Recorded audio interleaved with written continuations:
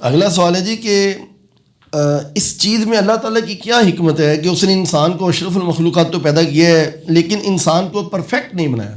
Perfect اس لیے نہیں بنایا تاکہ اس کو اپنی اوقات پتہ چلتی رہے اور وہ خدا کو اپنی ضرورت سمجھے. اگر میں پرفیکٹ ہوں نا تو خدا میری ضرورت نہیں رہتا. سر میری پرفیکشن کیا ہے؟ نمبر 1 مجھے موت نہ آئے. نمبر 2 میرے پہ کوئی پریشانی نہ آئے. نمبر 3 میرے پہ بڑھاپا نہ آئے. تو سر خدا میری ضرورت ہی نہیں رہتا. مجھے یہ اللہ کی بات لوگ کہہ دیتا ہے کہ یہ کوئی اللہ کی امپرفیکشن نہیں. اللہ نے جان بوجھ کے ہمیں امپرفیکٹ بنایا ہے اور اللہ ہمیں پرفیکٹ بنانے پر قادر ہے. فرشتوں کو اس نے پرفیکٹ بنایا ہوا ہے, کبھی نافرمانی نہیں کرتے. اور جنت میں آپ بھی پرفیکٹ ہوں گے سر, انشاءاللہ پرفیکٹ ہوں گے. اسی لیے انسان کے ساتھ یہ چیزیں جوڑ دی تاکہ خدا کو اپنی ضرورت سمجھے. اللہ تعالیٰ قرآن پاک میں مخلوق اور خالق کا فرق کرنے کے لیے ایک بہت بڑی بات کرتا ہے آیت الکرسی میں, لا تأخذہ سنۃ ولا نوم. اللہ وہ ہے جسے نہ اونگ آتی ہے نہ نیند آتی ہے. یہ ہے پرفیکشن. انسان کو اونگ اور نیند دونوں آتی ہیں. بڑے سے بڑا بھی بیمار ہے نا, اس کو بھی فجر سے آدھا گھنٹہ پہلے نیند آ جاتی ہے. پوری رات جاگتا رہتا ہے, فجر پوری رات کھاؤں کھاؤں کرتا رہتا ہے. جس نے فجر دی اذانیں شروع ہوتی ہیں انہوں بھی نیند آ جاتی ہے,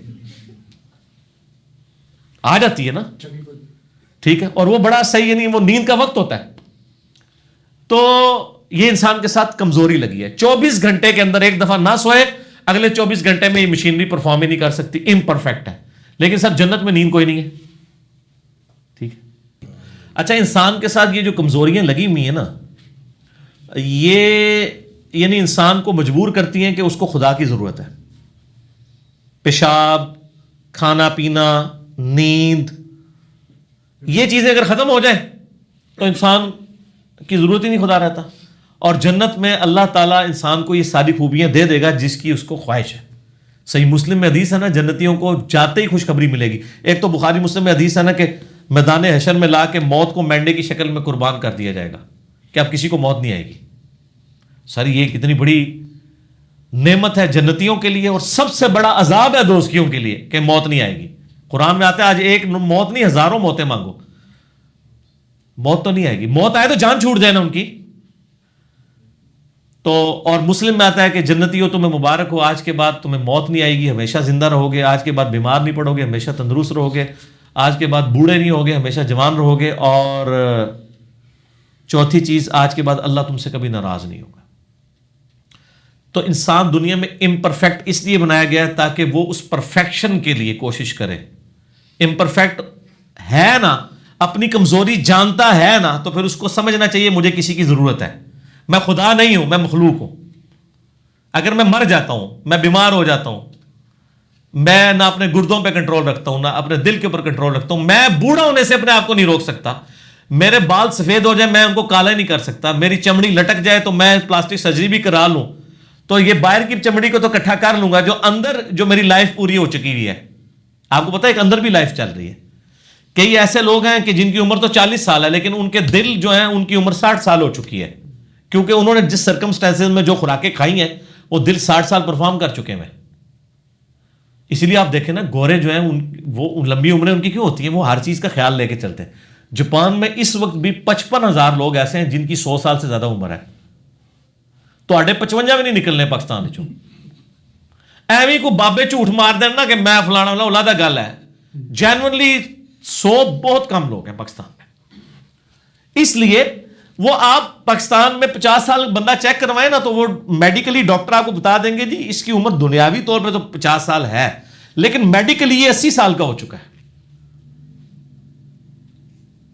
اس کے دانت گر چکے ہیں یا آنکھیں کمزور ہو چکی ہیں, یہ تو اس عمر میں جا کے ہونی تھی, لیکن ظاہر وہ میڈیکل لائف اس کی پوری ہو چکی ہوئی ہے تو وہ اس نے جلدی استعمال کر لی. اسی لیے یعنی اپنے ٹائم کو یوٹیلائز کرنا چاہیے, اس کو فالتو کاموں میں نہیں. میں نے الحمدللہ اپنی زندگی میں سو رہا ہوں نا تو بس میرا وہی وقت ہوتا ہے کہ جو میرا فارغ گزرتا ہے. جیسے میری آنکھ کھلتی ہے نا, میں الحمدللہ اپنا کوئی ایک لمحہ بھی ضائع نہیں ہونے دیتا اللہ کے فضل سے. یہ زندگی بڑی قیمتی ہے, بہت قیمتی سر, ایک ایک لمحہ قیمتی ہے. میں بہت بڑا دعویٰ کرنے لگا ہوں کہ زندگی کا 1 منٹ جنت کی 1,00,000 سال کی زندگی سے بہتر ہے. کیوں؟ اس 1 منٹ سے آپ جنت کی لاکھوں سال کی زندگی کما سکتے ہیں. لیکن جنت کی لاکھوں سال کی زندگی گزار کے آپ دنیا میں جو ایفرٹ پٹ کر کے نہیں گئے ہوئے نا, وہ اعلیٰ درجے کی جنت نہیں حاصل کر سکتے. ایک بندہ کہ جی میں جنت میں 1,00,000 سال تک نوافل پڑھوں گا اور مجھے نبی علیہ السلام کا پڑوس مل جائے نا. وہاں تو حدیث میں آتا ہے کہ جی یعنی ایک جنتی اوپر والے درجے کے جنتی کو اس طرح دیکھے گا جس طرح تم ستارے دیکھتے ہو.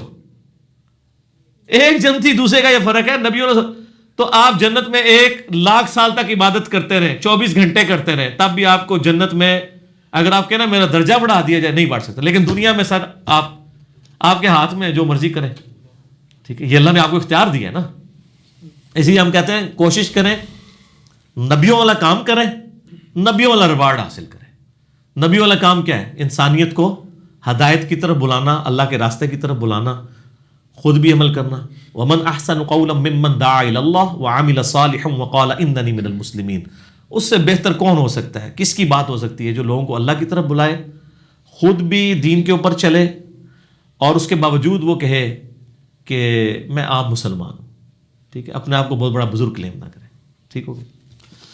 اچھا جی, اگلا سوال یہ ہے کہ ایک عورت کہتی ہے کہ میرے خامد جو ہیں وہ نماز روزہ کے پابند ہیں اور میں بھی حجاب کرتی ہوں, وہ مجھے منع نہیں کرتے, لیکن کبھی کبھار وہ بیچ پر چلے جاتے ہیں نہانے کے لیے. تو جب میں ان کو اس حوالے سے منع کرتی ہوں تو وہ آگے سے کہتے ہیں کہ میں تو نہانے کی غرض سے اچھی نیت سے جاتا ہوں, تو اس میں کیا مسئلہ ہے؟ تو اس پر ہماری تکرار ہو جاتی ہے اور بسا اوقات لڑائی جھگڑا بھی بن جاتا ہے. تو اس معاملے میں مجھے کیا کرنا چاہیے؟ پہلے تو اپنے خاوند کو یہ پھکی دیں کہ اگر میں جو تمہاری بیوی جس کے بارے میں تمہاری خواہش ہے کہ اس کو غیر مرد نہ دیکھیں, میں بھی اس طرح کا نیم اریاں لباس پہن کے بیچ کے اوپر لیٹی ہوں اور دنیا کے مرد مجھے دیکھ رہے ہو, تو کیا تمہیں اچھا لگے گا؟ اچھی نیت سے ہی دیکھ رہے ہو, اچھی نیت سے. وہ مجھے بھی ایک بھائی نے فون کیا, مجھے کہتے ہیں جی مجھے ایک لڑکی سے پاکیزہ محبت ہو گئی ہے. میں نے کہا یہ تو یعنی وہ پاکیزہ محبت یہ کون سی محبت ہوتی ہے جی؟ بغیر بیوی کے کسی بھی غیر محرم عورت کے ساتھ محبت پاکیزہ محبت کیسے ہو سکتی ہے؟ اسلام میں تو یعنی میاں بیوی کا رشتہ ہے نا محبت کے لیے. ٹھیک ہے, صحیح مسلم میں حدیث ہے کہ دنیا متاع ہے اور اس میں بہترین متاع جو ہے نیک بیوی ہے. یعنی دنیا کی سب سے بہترین دولت نبی علیہ السلام نے بیوی کو قرار دی ہے. ماں باپ اولاد مال کو نہیں قرار دیا, بیوی کو. تو یہ کون سی پاکیزہ یعنی نظر ہے؟ لوگ کہتے ہیں جی وہ جی پردہ دل دا ہوتا ہے, تو سر کپڑے لا دو پھر. دل کا پردہ ہوتا ہے, اللہ نے پروٹوکول بھی رکھا ہے, گیٹ اپ کا بھی ایک پروٹوکول ہے. دل کے اوپر سارے معاملات تو نہیں لے کے چل سکتے, یعنی اخلاقیات فطرت بھی کوئی چیز ہے اور وہ پیغمبروں کے ذریعے سکھائی جاتی ہیں تاکہ کوئی بندہ غلوف نہ کرے. یہ غلوف ہے کہ جی میں وہاں پہ وقت گزارنے کے لیے, وقت گزارنے کی اور جگہ ہیں, بیچ کے اوپر جانے کی کیا ضرورت ہے؟ اور اگر یہ ایسے خامند کو ان کو چاہیے کہ سب سے پہلے تو اس خامند کو اپنے بسترے سے الگ کرے, کیونکہ مسئلہ بے حیائی کا ہو گیا نا. بے حیائی کے مسئلے میں اگر خامند کو اجازت ہے کہ اپنی بیوی کو وہ بسترے سے الگ کر سکتا ہے تو وائس ورسا بھی وہ اس کو علیحدہ کرے. اور اگر یہ اس طرح کی حرکتوں سے باز نہیں آتے ہیں, ان کو بتائیں. یعنی میرا ایک یوٹیوب کے اوپر کلپ ہے ویلنٹائن ڈے اور انجینئر محمد علی مرزا. میں نے بخاری مسلم سے بد نگاہی یعنی کہ ایشو کے اوپر اور غد بصر یعنی آنکھوں کو نیچے رکھنا سورہ نور کی آیات کی روشنی میں نے آلموسٹ 17 حدیث بخاری مسلم اور باقی کتابوں سے بیان کیے ہیں. میں آج کرنے کی ضرورت نہیں ہے. وہ صحیح حدیث ہے جامعہ ترمذی میں کہ جہاں پہ 2 مرد و عورت الگ ہوتے ہیں, تیسرا ان میں شیطان ہوتا ہے, اجنبی مرد و عورت. اور اس کے لیے کسی کمرے میں الگ ہونے کی ضرورت نہیں ہے. ایک مرد بیٹھا ہے امریکہ میں اور پاکستان میں عورت بیٹھی ہے اور دونوں اپنے اپنے موبائل فون میں ایک دوسرے کے ساتھ چیٹنگ کر رہے ہیں, تو وہ تیسرا شیطان ہے, کیونکہ دونوں الگ ہیں نا. اللہ یہ کہ وہ میاں بیوی ہو یا منکوہ ہو. ہم منگیتر کا تو کوئی کانسیپٹ نہیں ہے. منگیتریں تو بنتی اور ٹوٹتی رہتی ہیں, منگیتر کا تو کوئی رشتہ ہی نہیں ہے اسلام میں. نکاح ہونا چاہیے. تو ان کو سمجھائیں اور ان کو وعیدیں سنائیں پیار محبت سے چیزوں کے اوپر. یعنی جب اپنے آپ کو بندہ رکھ کے دیکھتا ہے نا پھر چیزیں سمجھ آتی ہیں. دوسروں کو تو دیکھنا بڑا آسان ہوتا ہے. ان کو یہ بتائیں کہ آپ کی بچی اس طریقے سے بیچ پہ گئی ہو تو کیا آپ گوارا کریں گے کہ لوگ جو ہے وہ اچھی نیت کے ساتھ اس کو دیکھیں کہ سمندر کے کنارے وہ جناب وہ سن بات لے رہے ہیں. ٹھیک ہے, ایک مسلمان اور ایک کافر میں یہ تو بہت بڑا فرق ہے. سورۃ البقرہ میں آیا کہ شیطان چاہتا ہے تمہیں خوف دلائے فقر کا اور تم میں بے حیائی پھیلے, اور اللہ تعالیٰ تمہیں مغفرت کی طرف بلاتا ہے. شیطان کے دو بڑے ٹول قرآن میں آئے ہیں, ایک مفلسی کا ڈر اور دوسرا بے حیائی. اور یہ جو بے حیائی کا فتنہ جس طرح آج کے دور میں سامنے آیا نا سر, یہ تو انسانی تاریخ نے نہیں دیکھا تھا. صحابہ کرام کو اس کا عشر عشیر بھی نہیں آزمایا گیا جس تکلیف سے آج ہمیں گزر رہے ہیں. کیا صحابہ کرام جب گھر سے باہر نکلتے تھے تو بڑے بڑے پوسٹر لگے ہوتے تھے عورتوں کے؟ ایون کافروں کے ملکوں میں بھی یہ حالت تھی. آپ پاکستان بننے سے پہلے کی 1910-20 کی اگر ہالی ووڈ کی فلمیں بھی دیکھیں نا, ان میں بھی عورتوں نے پورا لباس پہنا ہوا ہے. یہاں کی تو بات ہی نہیں ہو رہی. یعنی اس قدر حیا کا دور تھا, چاہے کوئی کافر تھا چاہے کوئی مسلمان تھا. میں کہتا ہوں صحابہ کرام پہ جس طرح قتال کی آزمائش آئی تھی نا کہ ان کو جان دینی پڑی, ان پہ یہ ایمان کی آزمائش آئی. ہم پہ بے حیائی کے فتنے کی شکل میں ایمان کی آزمائش آئی ہے, اور یہ بہت بڑی آزمائش ہے. ہر دور کی آزمائش اللہ نے ڈفرینٹ رکھی ہوئی, اور یہ بے حیائی والا فتنہ. بخاری مسلم کی حدیث ہے کہ میں اپنے پاس سب سے بڑا فتنہ عورتوں کا فتنہ چھوڑ کے جا رہا ہوں تم پہ. یہ آپ علیہ السلام نے حجۃ الوداع کے موقع پہ فرمایا تھا. تو یہ بڑا خطرناک معاملہ ہے. ان کو سمجھائیں اور ان کو بتائیں کہ یہ نمازیں پڑھ لینا خالی دین نہیں ہے, دین کا ایک چھوٹا سا حصہ ہے. دین تو ٹوٹیلٹی میں خدا کی اوبیڈینس کا نام ہے. نماز پڑھنا تو ان چند لمحات کے لیے اوبیڈینٹ ہے نا, باہر نکل کے آپ حرام بھی کما رہے ہیں, حرام بد نگاہی بھی کر رہے ہیں, اور حرام خوری بھی کر رہے ہیں, لوگوں کا دل بھی دکھا رہے ہیں. تو یہ کون سا اسلام ہے پھر؟ ٹوٹل پیکیج لیں. نہیں تو پھر سمندر اور دریا وغیرہ میں جو نہانا ہے وہ غلط ہے اس معاملے میں؟ یہ تو چیز ڈسکس ہی نہیں ہو رہی ہے. ہم جو چیز ڈسکس کر رہے ہیں وہ کر رہے ہیں. صحیح. ہاں جی, اس کو نہ مکس کریں. دو ایک لادا سوال ٹھیک ہو, تسی این جی پکڑ کے مولوی کو گال نہ لے آؤ نا. اچھا بات کر رہے ہیں بیچ کی. جی رائٹ. اگلا سوال یہ ہے کہ شادی شدہ زندگی میں خاوند کے لیے کیا صرف نان نفقہ دینا بیوی کو جو ہے وہ ضروری ہے, یا کہ پھر جذباتی اور جنسی تعلقات قائم کرنا بھی اس کے اوپر فرض ہے؟ وہ فرض ہے جی, اس کے بغیر تو وہ شادی کر ہی نہیں سکتا. اور ہمارے معاشرے کا یہ بہت بڑا ایشو ہے کہ یہاں پہ یعنی عورتیں بیچاری پوری زندگی ایسے مردوں کے ساتھ گزار دیتی ہیں جو یعنی سیکچولی ڈسیبل ہوتے ہیں. فوراً تنسیخ نکاح کر دینا چاہیے. یہ تو حرام ہے. ایسے مردوں کو تو شادی نہیں کرنی چاہیے جن کے ساتھ اس طرح کا ایشو ہے. عورتیں بانجھ ہوں, شادی کے بعد اولاد نہ ہو رہی ہو تو فوراً علاج کرواتے ہیں. زیادہ تر لوگ عورتوں کا علاج کراتے پھر رہے ہوتے ہیں, مردوں کا بھی علاج کرائیں. مردوں میں بھی بانجھ پن ہوتا ہے. بانجھ پن ایک ایسا ایشو نہیں ہے, بلکہ ڈاکٹر صاحب کہہ رہے ہیں مردوں میں زیادہ ہوتا ہے. بانجھ پن ایسا ایشو نہیں ہے جس کی وجہ سے طلاق ہو جائے. اگر وہ ریلیشن شپ ہی قائم نہیں کر سکتا, یعنی مرد و عورت کا ریلیشن شپ ہی قائم نہیں ہوتا, تو ظاہر وہ تو نہ مرد ہے نا, اس کی تو شادی وہ قائم ہی نہیں رکھنی چاہیے, وہ تو حرام ہے. فوراً سے پہلے طلاق لینی چاہیے. بانجھ پن چلے وہ تو چلے ایک آزمائش ہو سکتی ہے کہ عورت بھی بانجھ ہو, مرد کے پاس تو ایک آپشن موجود ہے کہ وہ دوسری شادی کر سکتا ہے.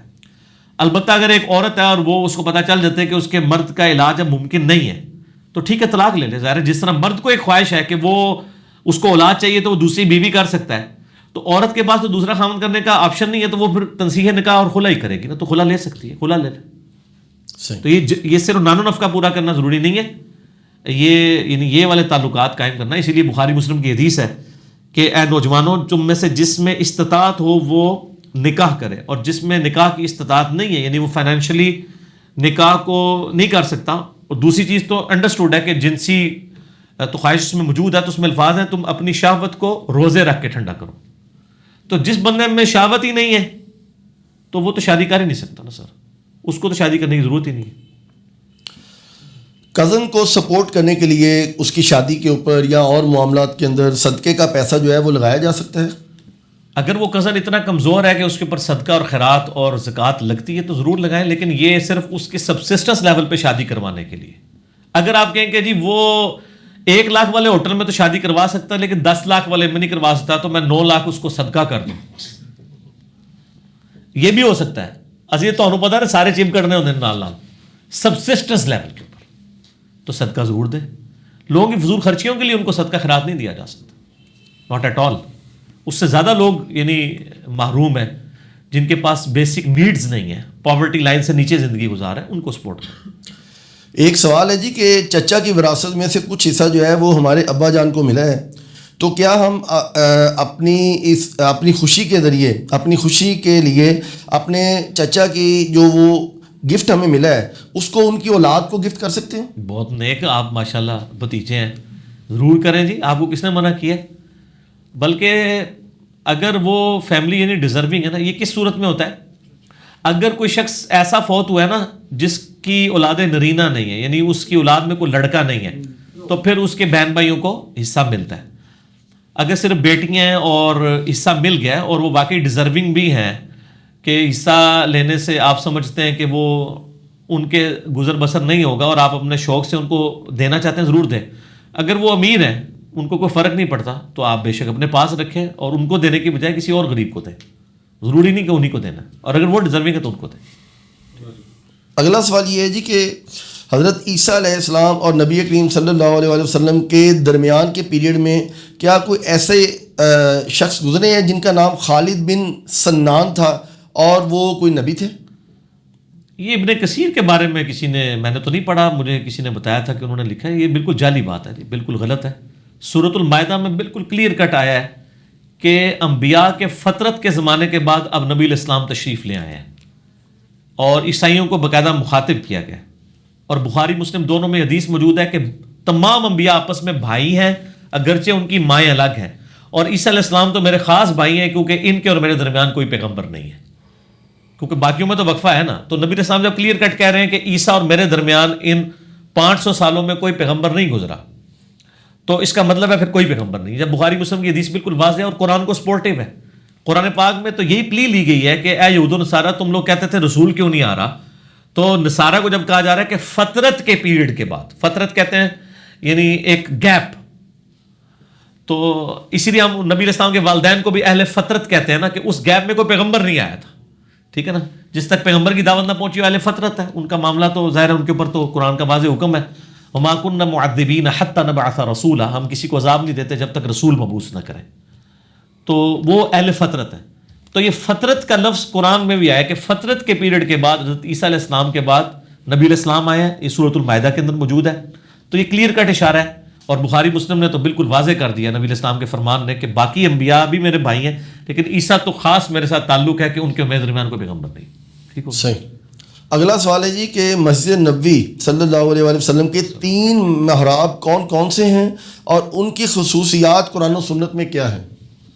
یہ 3 محراب جو ہیں وہ یعنی وہ اب یہ سوال تو ویسے کو کسی نے پڑھے لکھے بندے نے سوال کیا ہے۔ 3 محراب اس وقت تو مسجد نبوی کا ایک ہی محراب ہے جہاں پہ یعنی مسجد نبوی کے امام نماز پڑھاتے ہیں۔ یہ 3 میرا خیال گنتی اس طرح پوری کر رہے ہوں گے وہ کہ ایک محراب وہ ہے جس میں نبی علیہ السلام کھڑا ہوا کرتے تھے، اور وہ محراب اس وقت پریکٹیکلی انہوں نے دیوار کے نیچے لے لیا ہے تبرکن کہ اس کے اوپر کسی کا پاؤں نہ پڑے، اور وہ محراب ہے ریاض الجنہ میں جہاں وائٹ کلر کا قالین بچھا ہوا ہے، وہاں پہ ایک محراب ہے، اس محراب وہ محراب ابھی بھی بنا ہوا ہے، ٹھیک ہے۔ اس محراب کے رائٹ والے ستون کے اوپر لکھا ہے یہ نبی علیہ السلام کا مصلی تھا، یعنی وہ محراب جو انہوں نے بنایا نا تو 2 طرف ستون ہے، چھوٹے چھوٹے ستون بھی کہہ لیں یا آپ وہ یعنی اس بلڈنگ میں جیسے 2 اس کے وہ بازو بن جاتے ہیں نا ایک محراب کے، تو اس میں ایک بازو کے اوپر لکھا ہے یہ نبی علیہ السلام کا مصلی تھا، وہ مصلی کو انہوں نے اس بازو کے نیچے لے لیا اور آف سیٹ کر کے نا ایک محراب چھوٹا سا بنا دیا ہے، ٹھیک ہے۔ اور وہی چلتا آ رہا تھا سینکڑوں سال سے محراب نا، سلطنت عثمانیہ کے دور تک، اور وہاں پہ نبی علیہ السلام جہاں پہ کھڑا ہوتے تھے وہاں پہ تبرکن کوئی نہیں کھڑا ہوتا تھا، بے ادبی نہ ہو، اس کو انہوں نے ستون کے نیچے لے لیا اور ساتھ ہی انہوں نے ایک اور محراب بنا دیا، یہ 2 محراب ہو گئے۔ تو یعنی یہ میں سوال سے میں ہی سمجھتا ہوں، سمجھ نہیں آ رہی انہوں نے 3 محراب کیڑی گل کی ہے، منو سمجھ آ گئی کہ وہ کنوں 3 پورے کر رہے ہیں۔ اور اب بھی ریاض الجنہ میں جو لوگ بیٹھتے ہیں، جو بخاری مسلم میں حدیث ہے کہ میرے گھر سے میرے ممبر تک جنت کا ٹکڑا ہے، اور امام بخاری نے اس پہ باب باندھا ہے کہ قبر رسول سے ممبر رسول جنت کا ٹکڑا ہے۔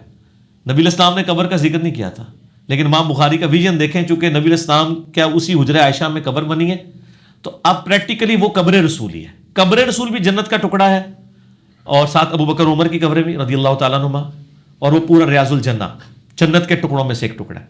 اسی جنت کے ٹکڑے میں جو کعبے کی سائڈ کے اوپر دیوار ہے نا ایکسٹریم جہاں پہ وہ ٹکڑا ختم ہوتا ہے، وہاں پہ ایک محراب بنا ہوا ہے، اس محراب کی وہ جو 2 سائڈیں ہیں نا، ایک سائڈ کے نیچے انہوں نے لے لیا ہوا ہے روضہ نبی علیہ السلام کے مصلی کو، یعنی وہ اب دفن ہو چکا ہے, وہاں پہ پاؤں پاڑ ہی نہیں سکتے, کیونکہ اس کے بعد انہوں نے, اور دوسرا انہوں نے آف سیٹ کر دیا, وہاں پہ پھر نماز پڑھاتے رہے ائمہ حضرات. پھر سلطنت عثمانیہ کے دور کے اندر نا مسجد نبوی کو ایکسٹینڈ کرنا تھا انہوں نے.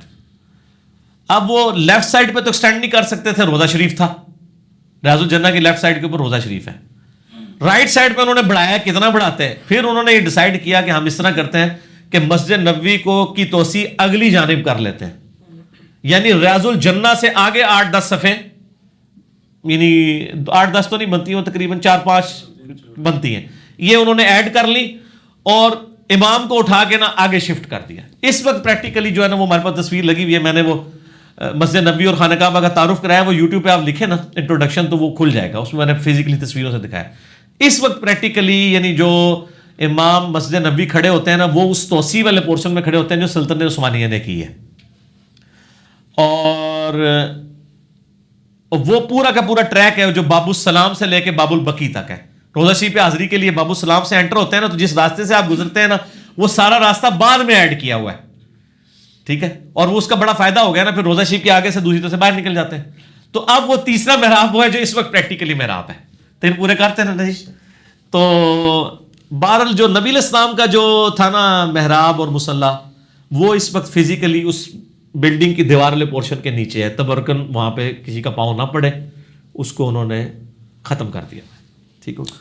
اگلا سوال ہے جی کہ عموماً لڑکیوں کا نام رکھا جاتا ہے بسم اللہ, تو یہ کیسا ہے, رکھا جا سکتا ہے؟ بسم اللہ کا پہلے تو مطلب دیکھیں نا, اللہ کے نام سے شروع, ٹھیک ہے نا. تو بسم اللہ تو نام نہیں رکھ سکتے, یعنی اس کا کوئی معنی نہیں نا بن رہا کہ اس حوالے سے کہ اس کو ایز اے نام ڈکلیئر کیا جائے. یہ تو ایک جملہ ہے نا, اللہ کے نام سے شروع, تو ہر چیز اللہ کے نام سے شروع کرنی چاہیے, یعنی یہ کوئی نام نہیں ہے اس طرح. اس میں نام تو اللہ ہے. اگر وہ مرد ہو تو آپ عبداللہ اور عبد الرحمن رکھیں. صحیح مسلم میں حدیث ہے اللہ تعالیٰ کو 2 نام پسند ہیں, عبداللہ اور عبد الرحمن. مشکات میں بھی آپ کو ناموں والا چیپٹر میں اور نام بھی مل جائیں گے. تو بسم اللہ نام اگر رکھا ہے تو اس کو فوراً ختم کریں. کل بلکہ عثمان بھائی نے مجھے فون کیا, وہ ایک نام بتایا جی اسود رحمان, یہ نام ٹھیک ہے کہ نہیں؟ تو معنی دیکھ لیں, انہوں نے حجر اسود کہیں پڑھ لیا تو انہوں نے کہا ادھر سے اسود پکڑ لیں. اسود کہتے ہیں کالے کو, اور ترمذی میں حدیث ہے کہ جب یہ اتارا گیا تھا دنیا میں یہ سفید تھا, لوگوں کے گناہوں کی وجہ سے یہ کالا پڑ گیا. تو حجر اسود کا نام کیا ہے؟ حجر اسود, کالا پتھر. تو اب اسود رحمان کا ذرا ترجمہ کریں. چلے اگر کوئی اس کو عربی میں پروناؤنس کر دے اسود الرحمان, جو تو کوئی بھی نہیں کرے گا, رحمان کا کالا, پھر تو کہہ سکتے ہیں ہم کہ جی اس کا رنگ بچے کا جو ہے کالا ہے, تو ہم نے کہہ دیا کہ کالے کرما والے, تو یہ رحمان کا کالا ہو گیا. تو پھر کوئی جس طرح عبد الرحمان رحمان کا بندہ, اسود الرحمان رحمان کا کالا, وہ چیٹا بھی رحمان دے گے سر. تو لیکن اب اس کو جب کو بلائے گا تو اس کو اسود الرحمان ہی بلائے گا, اسود الرحمان تو نہیں بلائے گا نا. تو سر یہ آپ کو کام کرنے کی ضرورت نہیں ہے. آپ دیکھ لیں کہ عبد الرحمان چاہے اردو میں بھی کوئی بول رہا ہو نا, عبد الرحمان نہیں بولے گا, عبد الرحمان بولے گا. لیکن اسود الرحمان کو جو بولیں گے اسود الرحمان بولے گا, ٹھیک ہے نا. تو بہتر ہے کہ اس طرح کے نام نہیں رکھنے چاہیے. عجیب و غریب لوگ نام رکھ دیتے ہیں, اور پہلے نام رکھتے ہیں, اس کے بعد پوچھتے پیتے ہیں کہ جی مطلب صحیح ہے, اور رکھنے تو پہلے یار 7 دن نے تھوڑے کو. ترمذی میں حدیث ہے کہ 7ویں دن نام اناؤنس کرنا ہے. 7 دن آپ کو ورکنگ کے لیے دیے گئے. یہ اوٹ پٹانگ قسم کے نام نہ رکھیں, انبیاء کے ناموں پہ نام رکھیں, اور بزرگوں کے ناموں پہ نہیں رکھنا آپ نے, کیونکہ اکثر بزرگوں کے نام شرکی ہیں, تو وہ آپ نام نہ رکھیں. آپ جو ہے وہ پیغمبروں کے ناموں پر, صحابہ کرام کے ناموں کے اوپر نام رکھیں. تو بزرگوں کے نام پہ نام رکھنے کی ضرورت نہیں ہے.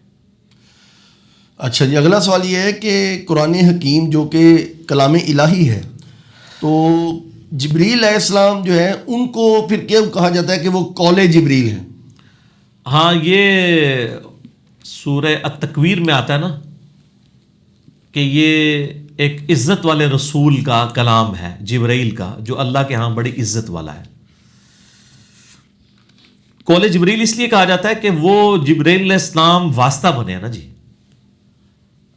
اس لیے وہ قول جبریل کہا جاتا ہے کہ نبی علیہ السلام پہ جو قرآن پاک نازل ہوا ہے وہ جبرائیل علیہ السلام کے ذریعے نازل ہوا ہے. ہاں 2 آیات ایسی ہیں جو مسلم شریف میں حدیث ہیں, وہ ڈائریکٹ آپ صلی اللہ علیہ وآلہ وسلم کے دل پر القاء کی گئی ہیں شب معراج. آمن الرسول بما انزل الیہ من ربہ والمؤمنون، سورۃ البقرہ کی آخری 2 آیات، جن کے بارے میں بخاری مسلم میں آتا ہے جو رات کو پڑھ لے اس کے لیے کفایت کر جائیں گی ہر چیز سے. بڑے فضائل ہیں اس کے. ہم نے اس لیے اپنے بلو کارڈ کے اوپر بھی، میں نے جو اذکار والا یعنی وہ جو لیکچر دیا تھا صبح شام کے اذکار والا، اس میں بھی میں نے سورۃ البقرہ کی آخری 2 آیات کے بارے میں لکھا ہے اور بلو کارڈ کے اوپر بھی لکھا ہوا ہے. تو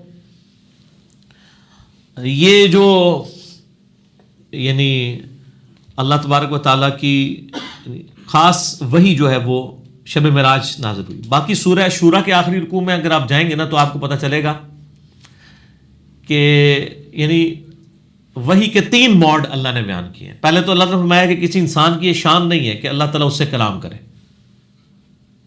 مگر یہ کہ پردے میں یا اس کے اوپر کوئی رسول یعنی بھیجے، یعنی فرشتے کی شکل کے اوپر، یا اس کے دل کے اوپر القاء کرتے ہیں، سب وہ بھی پیغمبروں کے ساتھ ہوگا. تو جبرائیل علیہ السلام واسطہ بنے، اور جبرائیل علیہ السلام کو اس لیے emphasize کیا گیا قرآن میں کہ یعنی وہ مشرکین عرب کہتے تھے کہ آپ کے اوپر جنات کا نزول ہوتا ہے، تو بتایا گیا کہ نہیں، یہ تو بڑا معزز فرشتہ ہے جو اللہ کے حکم سے نازل کرتا ہے اور ایک واسطہ بنا ہے. اور یہ قرآن پاک میں جگہ جگہ اس کا یعنی ذکر آیا ہے، لیکن ایک موقع میں اللہ تعالیٰ نے اس کو بڑا زبردست طریقے سے بیان کیا ہے. وہ سورہ الشعراء میں ہے. اس میں تو ہاں یہ دیکھیں جی، اعوذ باللہ من الشیطان الرجیم، سورہ الشعراء آیت نمبر 192 سے آنورڈ. وَإِنَّهُ لَتَنزِيلُ رَبِّ الْعَالَمِينَ، اور یہ قرآن پاک جو ہے وہ نازل کیا گیا رب العالمین کی طرف سے.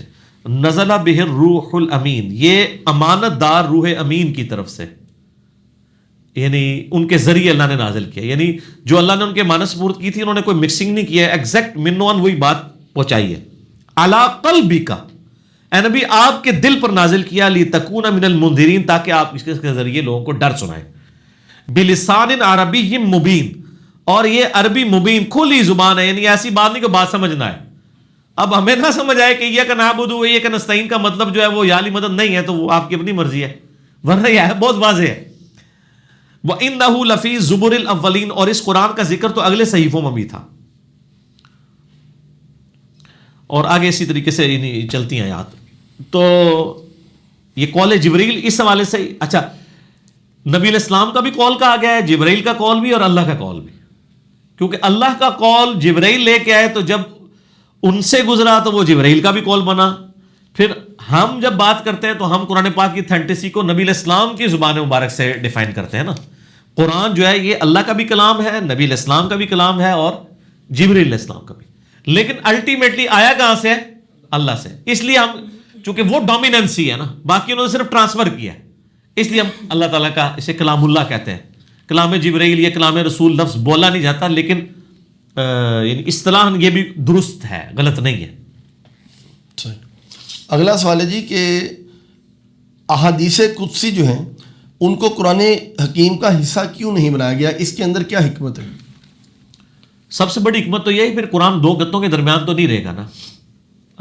اگر احادیث کو جمع کرنا شروع کرتے ہیں پھر ایک قرآن پاک تو بہت بڑی کتاب بن جاتی. اس لیے اللہ تعالیٰ نے اسے قرآن کا حصہ نہیں بنایا. اور دوسری بات یاد رکھیے گا، وہ جو آج صبح بھی بات ہو رہی تھی، آپ لوگ جو پوچھ رہے تھے، میں اسی میں ڈسکس کر دیتا ہوں کہ اسلام کی جو روٹس ہیں نا جی شریعت کی، وہ 2 سورسز ہیں، ایک کتاب اللہ ہے اور دوسری سنت ہے. یہ دونوں انڈیپینڈنٹ سورسز ہیں اور پیرلل میں. قرآن پاک عقائد کے اوپر بریف کرتا ہے، پھر قرآن ہی کہتا ہے کہ اعمال کی تفصیلات کے لیے سنت کی طرف جائیں. سنت کے بغیر دین انکمپلیٹ ہے اور پریکٹیکل ہے ہی نہیں ہے. قرآن کے بغیر بھی دین انکمپلیٹ ہے، پریکٹیکل ہے نہیں. یہ دونوں پیرلل میں سورسز ہیں. اسی لیے ہے نا کہ من یطع الرسول فقد اطاع اللہ، جس نے رسول اللہ کی اطاعت کی اس نے اللہ کی اطاعت کی. تو نبی علیہ السلام خود سراپا ہدایت بن کے آئے تھے. اب قرآن پاک میں نماز کا طریقہ نہیں آپ کو ملے گا، اس لیے کہ قرآن پاک کا عقیدہ ٹاپک ہے. یہ قرآن کی کوئی کمزوری نہیں ہے. یہ اکثر لوگ وہ حجت حدیث پہ بات کرتے ہوئے، خصوصاً اہل حدیث علماء کو میں نے دیکھا ہے، وہ بعض کا قرآن کی بھی توہین کر جاتے ہیں. ایسا نہیں کرنا چاہیے. قرآن کا ٹاپک نہیں ہے یار. آپ یہ کیوں کہتے ہیں قرآن میں نماز کا طریقہ نہیں ہے، یہ نکالیں جی. قرآن پاک اپنی جگہ پرفیکٹ ہے، عقیدہ اس کا ٹاپک ہے. حدیث اپنی جگہ پرفیکٹ ہے، سنت اسی کی ماڈرن فارم حدیث. کہ اس میں اللہ تعالیٰ نے نبی علیہ السلام کو پیرلل میں چیزیں سکھائیں، اور قرآن پاک اس بات کا ثبوت ہے۔ سورہ احقاف میں آتا ہے نا، ایتونی بکتاب من قبل ھذا او اثارۃ من علم ان کنتم صادقین۔ اے نبی، اگر آپ سے بحث کرتے ہیں اور آپ کی کتاب کو نہیں مانتے، ان سے کہیں چلو میری کتاب کو تو چھوڑو، تمہارے پاس کوئی کتاب ہے اللہ کی، وہ لے آؤ، یا نبیوں کے آثار آ رہے ہوں وہ لے آؤ، ان سے مجھ سے بحث کرو۔ اس کا مطلب ہے قرآن خود مانتا ہے کہ دین کے دو سورسز ہیں، کتاب اللہ اور آثار انبیاء۔ آثار انبیاء حدیث ہوتی ہے۔ ہاں، ہماری فقہ کی ٹرم میں ہم آثار جو ہے صحابہ اور تابعین کے اقوال کو اور ان کے اعمال کو کہتے ہیں، یہ جو فلاں صحابی کا اثر ہے، اور وہ بھی حدیث ہی ہوتی ہے، حدیث موقوف ہوتی ہے۔ تو آثار انبیاء کے یہ سورۃ الاحقاف کی آیت نمبر 4 ہے، اور قرآن، یہ دونوں انڈیپینڈنٹ سورسز ہیں۔ اب کئی چیزیں جیسے قرآن پاک میں آیا ہے سورہ نساء میں کہ ہم نے تمہیں مکے میں حکم دیا تھا کفوا ایدیکم، اپنے ہاتھوں کو بندھا رکھنا ہے، کافروں کے خلاف نہیں اٹھانا۔ مکے میں حکم تھا اگر آپ کے ساتھ کوئی آپ کو مارتا بھی ہے تو مار کھا لینی ہے، جو ابھی وار نہیں کرنا اور بھاگنا بھی نہیں ہے، تاکہ مسلمانوں کا رعب کافروں پر رہے۔ تو اسی لیے دیکھیں، ورنہ حضرت بلال کو جب لٹا رہے تھے تو بھاگ جاتے ہیں نا، پہلے ہی حکم ہی نہیں تھا بھاگنے کا، حکم تھا مار کھانی ہے۔ یہ حکم قرآن میں کہیں نہیں آیا، وہ نبی علیہ السلام کو وحی خفی کے ذریعے بتایا گیا تھا۔ ٹھیک ہے، کئی ایک احکامات ہیں جو نبی علیہ السلام کو وحی خفی کے ذریعے اللہ نے بتائے ہیں، وہ قرآن کا حصہ نہیں ہے، کیونکہ اللہ نے ان کو کلام بنایا نہیں اس اعتبار سے، اگرچہ وہ وحی ہے۔ اسی لیے کہا جاتا ہے وحی مطلوب اور غیر مطلوب۔ وہ وحی جس کی تلاوت کی جاتی ہے وہ قرآن ہے، اور وحی غیر مطلوب کیا ہے؟ سنت یا صحیح الاسناد حدیث۔ انہی میں حدیث قدسی بھی آتی ہے۔ حدیث قدسی میں بھی اللہ تعالیٰ، کئی حدیث بخاری مسلم میں حدیث قدسی موجود ہے، جس میں جیسے بخاری مسلم دونوں میں حدیث ہے کہ نبی علیہ السلام فرمایا، اللہ تعالیٰ فرماتا ہے کہ جو بندہ مجھے دل میں یاد کرتا ہے میں اسے دل میں یاد کرتا ہوں، جو مجھے زبان سے یاد کرتا ہے میں زبان سے یاد کرتا ہوں، جو کسی مجلس میں یاد کرتا ہے میں اسے اس سے بہتر مجلس میں یاد کرتا ہوں، جو میری طرف ایک ہاتھ آتا ہے میں اس کی طرف ایک بالشت آتا ہے میں ایک ہاتھ آتا ہوں، ایک ہاتھ آتا ہے میں 10 ہاتھ آتا ہوں اس کی طرف۔ ٹھیک ہے نا جی؟ تو یہ اللہ تعالیٰ کا کلام ہے، بیان کون کر رہا ہے؟ نبی علیہ السلام۔ قرآن میں موجود نہیں ہے، لیکن یہ صحیح بخاری مسلم دونوں میں موجود ہے۔ تو یہاں بھی سے دیکھیں، اسی لیے حدیث قدسی بول رہے ہوتے ہیں، اگرچہ اللہ کا کلام ہوتا ہے۔ ادھر بھی آپ نے حدیث جبریل والا جو مسئلہ ہو گیا، وہ ہے تو اللہ کا تھا لیکن قول جبریل بھی بولا جاتا ہے اللہ کا کلام ہے۔ تو یہ اللہ ہی نے اسے مشروع نہیں ٹھہرایا اس کو، یعنی دو انڈیپینڈنٹ جو سورسز تھیں، وہی مطلوب قرآن اور غیر مطلوب سنت، اس کو وہی غیر مطلوب کا حصہ اللہ نے بنا دیا، مطلوب کا حصہ خود ہی نہیں بنایا۔ ورنہ اگر نماز کا طریقہ اور یہ ساری چیزیں قرآن مجھے بتائیں، قرآن پاک پھر اس قابل رہتی کتاب کہ آپ کسی کو گفٹ کر سکتے ہیں؟ اگر قرآن کی 15 جلدیں ہوتی تو کسی نے زندگی میں تصور سے ہی کہنا تھا یار کون پڑھے گا؟ تو کتاب ایسی ہونی چاہیے جو نوٹس کی فارم میں ہو، بس موٹی موٹی بات کر دی جائے، باقی چیزیں سنت میں ٹریول کر دی، وہ دو انڈیپینڈنٹ سورسز رکھے۔ اسی لیے قرآن کے بارے میں تو کوئی بھاگ نہیں سکتا جی۔ سنت میں کوئی کہہ سکتا ہے میرے تک حدیث نہیں پہنچی، یا میرے نزدیک یہ ضعیف تھی، یہ تھی، وہ تھی، وہ بھی کوئی بات کرتا رہے، جو اجماع سے ہٹ کے سنت ہیں، اجماع پہ بھی نہیں کوئی بھاگ سکتا، قرآن پہ تو کوئی بھاگ ہی نہیں سکتا جی، دو گتوں کے درمیان ہے۔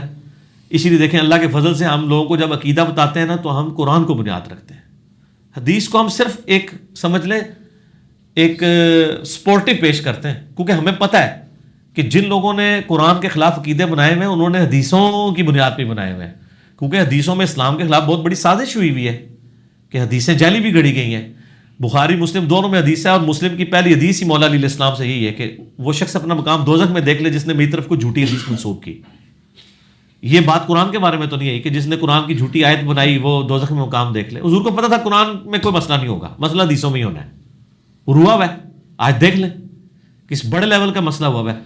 اگر امام بخاری امام مسلم اس وقت یہ ورکنگ نہ کرتے تو آپ دیکھیں کس لیول کا طوفان آ جاتا، تو اللہ نے ان کو اٹھایا، اس کے باوجود اتنا طوفان آیا ہوا کہ سنبھالا نہیں جا رہا، کہ بخاری مسلم جو چھاپ رہے ہیں نا وہی بخاری مسلم کے طریقے پہ نماز نہیں پڑھ رہے، سارے جو درس بخاری کر رہے ہیں، جو شیخ الحدیث دورہ بخاری کروا رہے ہیں، وہ خود بغیر رفع الیدین کے نماز پڑھتے ہیں۔ اے بخاری جو انہوں نے لبیا جائے، قرآن کی تفسیریں لکھ کے فوت ہو گئے ہیں، تفسیر لکھنے سے پہلے بھی بابوں کو پکارتے تھے، تفسیر کے بعد بھی بابوں کو پکارتے رہے، تو قرآن سے کیا لیا انہوں نے؟ تو قرآن کا کوئی قصور نہیں، حدیث کا کوئی قصور نہیں ہے۔ اصل میں وہ کہتے ہیں نا بارش جو ہے نا وہ اچھی زمین پہ پڑے تو وہاں سے سبزہ اگتا ہے، اور اگر گندگی کے ڈھیر پہ پڑے تو تعفن پھیلتا ہے۔ تو یہ گندگی کا ڈھیر بنے ہوئے ہیں، انہوں نے اپنی صفائی بھی نہیں پھر کی۔ قرآن کو اپنے سامنے یعنی پیش کر دیتے قرآن پاک کے سامنے اپنے آپ کو بالکل ایک ان پڑھ آدمی کی طرح. جو آپ ڈسکس کر رہے تھے کہ وہ ہندو نے آپ کو بات کی ہے کہ جی قرآن سے ہدایت اسے ملے گی جو نوزائیدہ بچے کی طرح اپنے آپ کو قرآن کے سامنے رکھتے ہیں.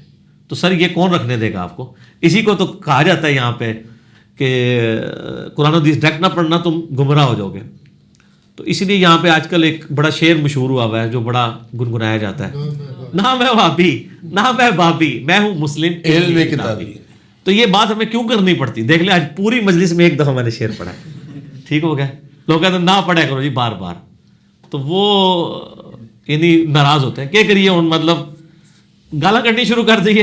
ٹھیک ہے، غصہ نکالنے کے دو ہی طریقے نا، یا آپ مہذب انداز میں کوئی شاعری کر لیتے ہیں اور یا آپ گالی گلوچ پہ اتر آتے ہیں. تو ہم گالی گلوچ پہ نہیں اترتے، ہم صرف عرض کر دیتے ہیں. ٹھیک ہو، کون سا؟ میں تھا وابی میں تھا بابی اب ہوں مسلم علمی کتابی. یہ بھی آیا ہوا ہے ایک ورژن. ٹھیک ہو گیا. اچھا، آپ نے تھوڑا سا وہ ہندو کی بات کی ہے تو میں اس میں ضمناً اگر آپ کی اجازت ہو تو 1 منٹ کے لیے میں اس حوالے سے تھوڑی بات کرنا چاہ رہا ہوں کہ ستپال ان کا نام ہے اور انڈیا کے ایک علاقے فاضل کے میں وہ رہتے ہیں. تو انہوں نے کہا ہے کہ اگر آپ قرآن پاک کی تمام آیات میں سے چند آیات کو سلیکٹ کر کے اپنی غرض کا کوئی مطلب نکالیں تو اس دن آپ دنیا میں ایک نیا فرقہ لانچ کر رہے ہیں. یہ ہندو کی اپروچ. زبردست، کیا بات ہے. اور اسی بندے نے یہ کہا تھا مجھے کہ اگر آپ قرآن پاک کے سامنے عالم بن کر بیٹھیں گے تو اس دن آپ گمراہ ہو جائیں گے اور قرآن سے کچھ حاصل نہیں کریں گے. اگر آپ نے قرآن سے ہمیشہ ہمیشہ کے لیے کچھ لینا ہے تو آپ کو چاہیے کہ آپ اس کے سامنے ایک نوزائیدہ بچہ بن کر بیٹھیں تاکہ قرآن ہر دفعہ آپ کو کچھ نہ کچھ نیا دے. بالکل صحیح ہے. لیکن یہ سارا بزرگ پرستی نے بیڑا غرق کیا نا جی. جب لوگوں نے یہ فکس کر لیا کہ جی قرآن و حدیث کا وہی فہم معتبر ہے جو ہمارے بزرگوں نے لیا ہے، تو سر بزرگوں نے تو بالکل واضح چیزوں کو کچھ سے کچھ لے لیا ہے کہ اب قرآن آپ لاکھ پڑھتے ہیں لوگوں کے سامنے ایاک نعبد و ایاک نستعین، وہ آگے سے آپ کو شعر سنا دیں گے جی فلاں بزرگ نے جو ہے وہ کہہ دیا جی سن فریاد پیرا دیا پیرا میری فریاد سنی کن تھار کے ہو بیڑا میرا بچ کپڑا دے جتنے مجھ بھی نہ بہندے ڈر دے. وہ کہتے ہیں انہوں نے عبدالقادر جیلانی کو مدد کے لیے پکارا ہے. تو سر ہمیں نہیں اللہ نے پوچھنا کہ آپ نے فلاں شعر پہ عمل کیا، ہمیں یہ پوچھا جائے گا یہ کتاب پہ عمل کیا کہ نہیں. غدیر خون پہ بھی قرآن اور اہل بیت اور حجۃ الوداع پہ بھی قرآن اور سنت، قرآن کی بات ہوئی ہے ہمیشہ، تو قرآن کے بارے میں پوچھا جائے. اچھا، جس طرح قرآن پاک کے حوالے سے جو ہے وہ ڈاکٹر ذاکر نائک صاحب کا نام آتا ہے، ڈاکٹر عمران کا نام آتا ہے، اسی طرح آپ دیکھیں گے ڈاکٹر عمران کیڑا ہے ادھر اسرار صاحب، ڈاکٹر اسرار صاحب ان کا نام آتا ہے، انجینئر محمد علی مرزا کا آ گیا، اسی طرح اور مختلف قسم کے لوگ ہیں، کوئی پروفیسر عرفان ہیں. تو ان سے تھوڑا سا ہٹ کے جس طرح آپ نے انجینئرنگ کی ہے اور ریورس انجینئرنگ کی ہے، اس کے اوپر مجھے ایک چھوٹا سا جو ہے نا وہ ایک لطیفہ یاد آتا ہے. تو اگر آپ کی اجازت ہو تو میں وہ سناتا ہوں. جی جی جی سناؤ جی سناؤ. لیکن پہلے رک جاؤ، میرا خیال ہے اذان نماز کتنے بجے تھے؟ 7 بجے 6:45 ہے. اچھا اچھا جی، چلو جی شروع کرو. اچھا، اس میں یہ ہے کہ میں تھوڑا سا انجینئرنگ کے حوالے سے بھی تھوڑا سا بتا دوں دوست اب آپ کو جو سن رہے ہیں اس وقت کہ انجینئر کا جو آئی کیو لیول ہوتا ہے نا جی وہ 100+ ہوتا ہے، ڈاکٹر سے زیادہ ہوتا ہے. تو اور انجینئر کا ایک کام یہ بھی ہوتا ہے کہ وہ انجینئرنگ کے ساتھ ساتھ ریورس انجینئرنگ بھی کر رہا ہوتا ہے کہ اسی فارمولا کو اگر کبھی ضرورت پڑ جائے الٹا کرنے کی تو وہاں پر کیا ریئیکشن ہو سکتا ہے. تو یہ بڑی اہم چیز ہوتی ہے انجینئر کے پاس. تو آپ چونکہ انجینئر ہیں اور میکینیکل انجینئر ہیں تو اسی حوالے سے مجھے وہ چیز یاد آ جاتی ہے کہ ایک انجینئر جو ہے وہ اپنے مطلب کی ان کو جاب نہیں ملتی تھی تو وہ سیٹسفائی نہیں تھے کہ یار جو میرا کیلیبر ہے جو میرا لیول ہے وہ جاب مجھے مل نہیں رہی. اچھا، تو انہوں نے کیا کیا کہ انجینئرنگ کی، انہوں نے اپنے حوالے سے نا ایک کلینک بنایا اور کلینک میں باہر انہوں نے نام لکھ دیا ڈاکٹر. جس طرح مثال کے طور پر آپ کا ہم نام رکھ دیں ڈاکٹر محمد علی مرزا. میں سرجن ہوں، ڈاکٹر نہیں ہوں. ٹھیک ہے، سرجن بھی ڈاکٹر ہی ہوتا ہے. اچھا، اب انہوں نے یہ تو انجینئرنگ کر دی لیکن اس کے ساتھ انہوں نے ایک ریورس انجینئرنگ کی بڑی زبردست. وہ انہوں نے کیا کیا، انہوں نے کہا کہ باہر انہوں نے لکھ دیا کہ میں ہر بیماری کا علاج کرتا ہوں جس طرح کہ آپ ہر بزرگ کا علاج کرتے ہیں.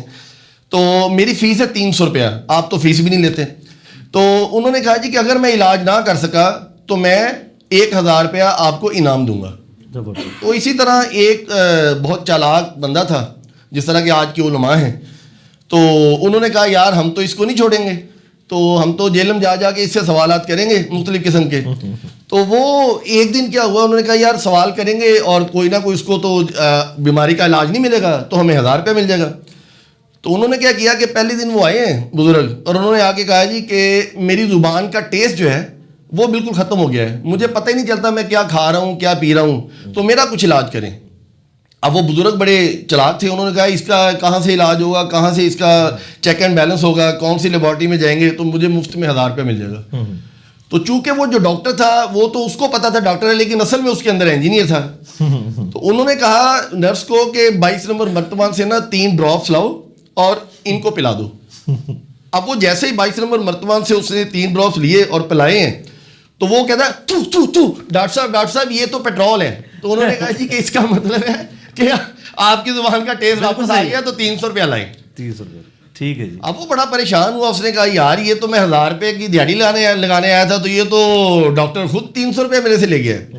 تو اس نے کوئی بات نہیں, اب میں ذرا اس کو اگلی دفعہ پکڑوں گا. اب اگلی مجلس پہ جو وہ آتا ہے تو وہ کہتا ہے جی کہ ڈاکٹر صاحب مجھے یادداشت جو ہے نا وہ میری بڑی بالکل عجیب سی کمزور ہو گئی ہے, بلکہ نہ ہونے کے برابر ہے, مجھے پتہ ہی نہیں چلتا کہ میں کیا کر رہا ہوں, کہاں جا رہا ہوں, کہاں آ رہا ہوں, میری یادداشت چلے گی, میرا علاج کریں برائے مہربانی. تو ڈاکٹر صاحب پھر نرس کو بلاتے ہیں اور وہ نرس کو کہتے ہیں کہ 22 نمبر مرتبہ سے نا 3 ڈراپس اس کو پلائیں. تو وہ آگے سے مریض کہتا ہے کہ نہیں ڈاکٹر صاحب وہ دے پیٹرول ہے. وہ کہتے ہیں اس کا مطلب آپ کی یادداشت واپس آ گئی تو 300 روپیہ لائیں. یار یہ ہفتے پہلے تھی اور یادداشت واپس آ گئی. وہ بڑا پریشان, وہ کہتا ہے یار میں ہر دفعہ کوئی نہ کوئی بیماری لے کے آتا ہوں اور ہر دفعہ یہ بندہ کوئی نہ کوئی علاج کر دیتا ہے میرا, اور الٹا 300 روپے لے لیتا ہے بجائے 1000 دینے کے. کہتا کوئی نہیں, اب اگلی دفعہ اس کو نہیں میں چھوڑوں گا. اب وہ آخری دفعہ جب حملہ کرتا ہے تو وہ کہتا ہے جی کہ ڈاکٹر صاحب میں نابینا ہو گیا, مجھے نظر ہی کچھ نہیں آتا, میری آنکھیں ضائع ہو گئی, میرا علاج کریں. تو ڈاکٹر صاحب کہتے ہیں جو کہ اصل میں انجینئر ہوتے ہیں, تو کہتے ہیں یار بات یہ ہے کہ اس بیماری کا علاج میرے پاس نہیں ہے, تو وعدے کے مطابق یہ اپنا 1000 روپیہ لے لو. تو وہ جیسے ہی ایسے دیتا کہتا ڈاکٹر صاحب کہتے 500 روپیہ ہے. کہتے اس کا مطلب ہے تمہاری نظر بھی واپس آ گئی, 500 بھی لاؤ اور 300 روپیہ بھی لاؤ. ٹھیک ہے جی, ٹھیک ہے جناب. تو آپ نے پوری دنیا کے لوگوں کے ساتھ یہ معاملہ کیا ہے. جزاک اللہ خیرہ. ویسے اس سے بڑے لیول کا معاملہ ہوا ہے. چلیں یہ مثال کے طور پہ اچھا ہے. اذان عشاء کی شروع ہونے لگی ہیں تو وقفہ کر لیتے ہیں, باقی انشاءاللہ وقفے کے بعد. ہاں جی, اذان عشاء کے وقفے کے بعد علمی و تحقیقی مجلس نمبر 39 میں آج 2 دسمبر 2018 کو سنڈے کے دن بقیہ کے سوالات کا سلسلہ شروع کرتے ہیں. جی صاحب بھائی. اچھا جی, اب کچھ سوالات جو ہیں وہ پروننسیشن کے حوالے سے ہیں کہ صحیح ادائیگی جو ہے الفاظ کی وہ کس طرح ہو سکتی ہے. مثال کے طور پر پہلا سوال یہ ہے اس حوالے سے کہ لفظ اذان میں الف جو ہے وہ اس کے اوپر زبر کھڑا ہے یا کہ پھر سمپل زبر ہے. یہ لفظ ویسے اردو میں بھی غلط لکھا جاتا ہے آذان, یعنی الف کے اوپر باقاعدہ پوری مد انہوں نے ڈالی ہوئی ہوتی ہے آذان. یہ لفظ غلط ہے, الف کے اوپر زبر ہے اذان, یعنی الف چھوٹا پڑھنا ہے, آدھی حرکت آدھے الف کے برابر یعنی ایک حرکت کے برابر. الف زبر آ یا حمزہ اس کو کہتے ہیں ویسے, حمزہ زبر آ اور ذال الف زبر ذا اور نون. یہ لفظ ہے اذان, آذان نہیں ہے. اور اردو میں بھی جو یہ مد ڈال کے لکھتے ہیں یہ غلط لکھتے ہیں. ٹھیک ہو گیا, اس کو اذان لکھنا ہے. تو الف کے اوپر ہلکی سی زبر ہے وہ ڈالنے کی ضرورت نہیں ہے. ٹھیک ہو گیا, تو یہ لفظ ہے اذان. اگلا سوال ہے جی کہ اخلاق یا اخلاق ان میں درست کون سا ہے؟ اردو میں تو دونوں چل جاتے ہیں, لیکن عربی میں لفظ اخلاق ہے, زبر کے ساتھ ہے. اخلاق لفظ غلط ہے. لیکن یہ مولویوں والے سوالات ہیں, اب چونکہ آ جاتے ہیں تو پھر میں ایڈ کر لیتا ہوں کہ یار ٹھیک ہے یار چلنے دیں. ادروائز یعنی یہ مولویوں کے مسئلے ہیں کہ وہ زبر زیر کی غلطیاں پکڑتے ہیں. میں نے پہلے بھی بتایا کہ ایون یہ جو لوگ تقلید کے اوپر مناظرے کر رہے ہوتے ہیں نا, وہ بھی لفظ مقلد بول رہے ہوتے ہیں. مقلد لفظ نہیں ہے, مقلد لفظ ہے. ٹھیک ہے جی. اسی طریقے سے احمد رضا بریلوی ہے, لفظ وہ رضا بول رہے ہوتے ہیں. رضا, مجھ سے خدمت کے قدسی کہیں ہاں رضا, تو لفظ تو رضا ہے, لیکن اردو میں چل جاتا ہے. عربی میں لفظ رضا ہی ہے. رضا الہی سے وفات پا گئے کہتے ہیں نا, رضا الہی سے. رضا الہی نہیں ہوتا, تو زیر کے ساتھ ہے لفظ رضا, زبر کے ساتھ رضات, وہ دودھ کا رشتہ وہ بن جاتا ہے. ٹھیک ہے. صحیح لفظ کیا ہے, دمشق یا دمشق؟ یہ لفظ مجھے نہیں پتا آپ نے کیا پڑھا ہے. صحیح لفظ اس کا جو ہے نا وہ ہے دمشق. دال کے نیچے زیر ہے. اور لیکن یہ لفظ یعنی اردو میں آپ دمشق بھی بول لیں کوئی حرج نہیں ہے. عربی میں چونکہ دمشق بولا جاتا ہے لفظ, اس طریقے سے اندلس لفظ ہے, یہ اسپین کے ایک شہر کا نام ہے نا, تو لوگ لیکن اندلس بول رہے ہوتے ہیں, لفظ ہے اندلس. تو خیر ہے یار, اندلس بھی بول رہے ہیں, وہ اسی کو بول رہے ہیں, کوئی فرق نہیں پڑتا. مسند احمد کی صحیح پروننسیشن کیا ہوگی؟ یہ مسند لفظ, مسند لی احمد اب بولا جائے گا تو یہ بولا جائے گا, یعنی مسند کتاب احمد کی جمع کی ہوئی. لیکن عربی اردو میں دونوں چل جاتے ہیں, مسند احمد بھی چل جاتا ہے. احمد نہیں ہے یہ لفظ, احمد ہے, الف کے اوپر زبر ہے. اگلا سوال ہے جی کہ الموطا کا مطلب کیا ہے اور اس کی صحیح ادائیگی بھی بتا دیں. الموطا یہ یعنی امام مالک کی کتاب ہے نا, الموطا للمالک بولا جاتا ہے نا عربی میں. الموطا, الموطا اس راستے کو کہتے ہیں جس پہ کثرت کے ساتھ لوگ چلے ہوئے ہوں, یعنی وہ راستہ, یعنی جو یعنی امت کا ایک اجماعی راستہ ہے. تو اس میں امام مالک کا دعویٰ ہے کہ میں وہ احادیث لے کے آ رہا ہوں جن کے اوپر اکثریت صحابہ اور تابعین کا عمل ہے. الموطا, ٹھیک ہے, تو امام مالک کی کتاب ہے, روئرز پہ پہلی حدیث کی باقاعدہ کتاب الموطا. الموطا ویسے اردو میں ہم بول دیتے ہیں, اصل لفظ ہے الموطا, ٹھیک ہے, میم واؤ پھر توئے ہیں, تا کے اوپر پھر اس کے ساتھ ملے گا شد کے ساتھ. تو ایسا راستہ جس پہ کثرت سے لوگ چلے.